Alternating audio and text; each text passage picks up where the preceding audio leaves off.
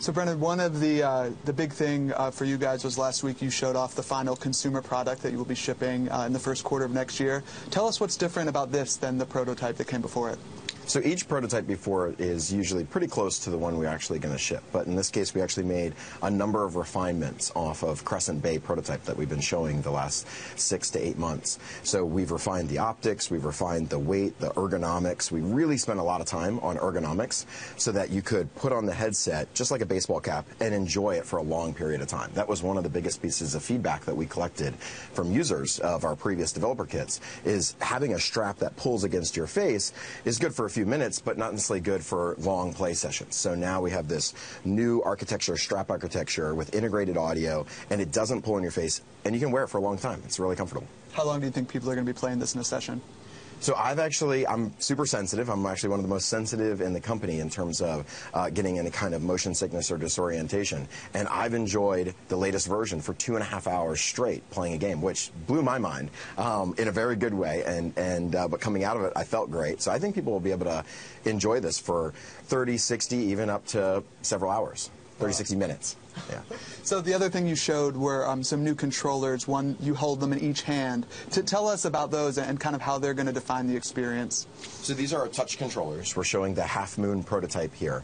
And they really kind of redefine and unlock this whole new category of content, which is if you want a first-person experience where you are the character and you want to look down and actually see your hands, which is one of the biggest reactions that we get when people put on the Rift and then they look around, they're kind of first blown away by the experience, and the second thing or third thing they usually do is look down and say, oh, when am I going to see my hands? Now you do. So touch unlocks hand presence, where you truly feel like these are an extension, the controllers are this extension of your body, and now you see your hands. You can point to things, you can give people the thumbs up, you can interact, you can pick up weapons, you can pick up objects, there's a hand trigger.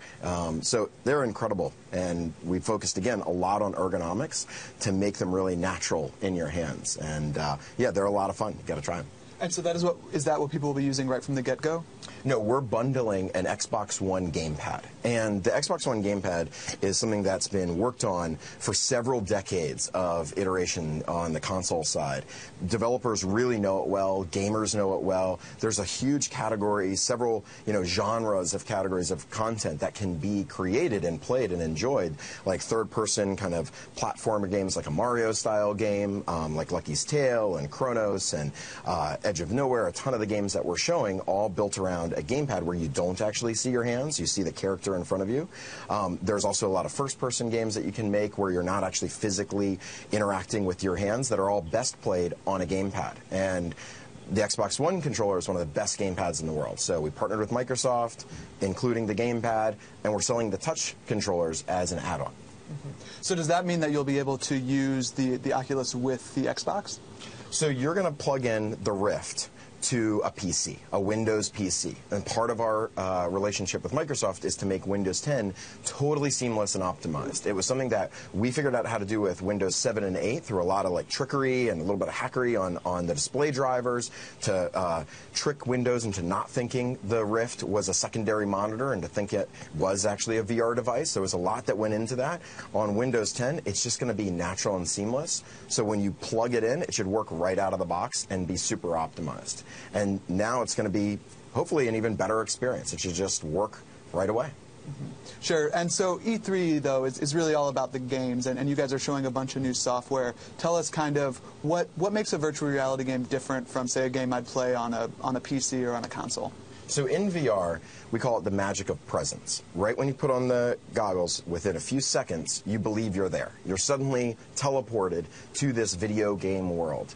And in these VR games, you're going to put on the Rift, you're going to look down, and you're going to believe the characters, the worlds, the stories are real. They're going to come alive like we've always dreamed. We've wanted to be inside of the game for decades, and now we finally can be. And so when you look down at that little character running around, he feels like this little toy that's alive that you get to control. Or if you're actually in a first-person experience looking around, you now are the character. And as hockey pucks are coming at you, they feel real, or as bullets are whizzing by you, it all feels incredibly real, and it's a lot more immersive and compelling. And we say once you try VR, it's hard to go back to a 2D monitor. Is there a specific game that you see as kind of being the signature game for the first generation of the Oculus as a consumer product? So here at E3, we're showing off 9 games already that are in full production that are going to be big, expansive, great experiences in 2016 that'll launch, shortly after the Rift or right alongside of the Rift. And these experiences are made by great studios, some studios that have been around for a long time, some startup studios, and they're going to be really, really rich AAA quality that you would get on a console or expect from a high production company. So they're really beautiful, and they're all going to launch in 2016. Great.